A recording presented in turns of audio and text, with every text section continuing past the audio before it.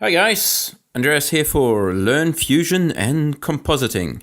Today I will introduce you to this little workhorse, the Fusion node. It doesn't look like much, but it's with these little things most of the magic happens. Think of these nodes as little specialized boxes that will do a very specific task for you. In Fusion speak, these nodes are called tools. Don't let this confuse you. Tools are just nodes. And the various ones available at your disposal can be found through several means, one being the tools menu here. As you can see, there are lots of tools covering everything from 3D lights to reading and writing files. Take this node for example. This is the loader node, and as you can see, it wants to load something, and so has brought up a dialog so we can locate whatever it is that we want it to load. In this case, I want the node to load this image here. As you can tell, nothing much happened other than that we now have this new node in the flow area. The reason we can't see anything interesting is because we haven't told Fusion to look at anything yet.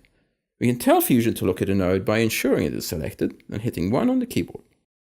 Notice now how the left viewport displays the image loaded by the loader node. But also note how the node itself changed. See those 2 dots and how one of them is filled in? If we hit 1 on the keyboard again, see how the first dot goes black and the first viewport goes blank? That little circle helps us identify which node we are actually seeing in the first viewport. Similarly, if we now hit 2 on the keyboard, the second dot is filled in and, as you can see, the image now shows in the second viewport. We can toggle on the first viewport again by hitting 1, and we can see the image loaded by the node in both viewports.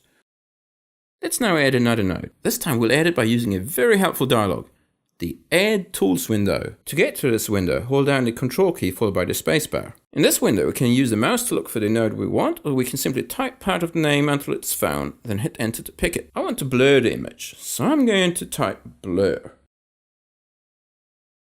Check that the right item has been found, and as we can see from the highlighted item in the list, it says blur, so I hit Enter to make my selection like so. We now have a new blur node. And note how there's an arrow pointing to it from our loader node. What this arrow tells us is that the image contained in the loader node feeds to the blur node. Fusion actually automatically connected the last selected node, the loader node, to the new blur node for us. If we don't want this connection, we can click on the line closest to the arrowhead to delete the feed like this. We can recreate the flow by dragging the output of the loader, this red box here, to the input on the blur here. We'll now make the second viewport display the result of the blur by selecting it and hitting 2 on the keyboard. Notice how the image in the second viewport is slightly blurred. This is because we're feeding image from the loader into the blur, which we have told Fusion to display for us in the second viewport. I'm not really happy with that blur. Not a problem. Note how one node is highlighted compared to the other node. Note also that as we select a node, the area over in the top right corner changes to show the current node's settings. So by selecting the blur node, we can now change its settings. Note how the second viewport that's connected to the blur displays the change in real time. Look what happens if we disconnect the flow from the loader.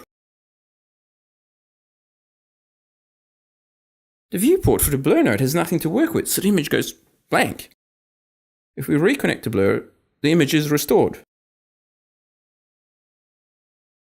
As I said at the start, we can basically think of these nodes as little specialized boxes that will do a very specific task for us. As we've discovered, we can then connect these tasks to feed the output of one into the input of another to cause the overall flow to perform a more complex task, like blur an image.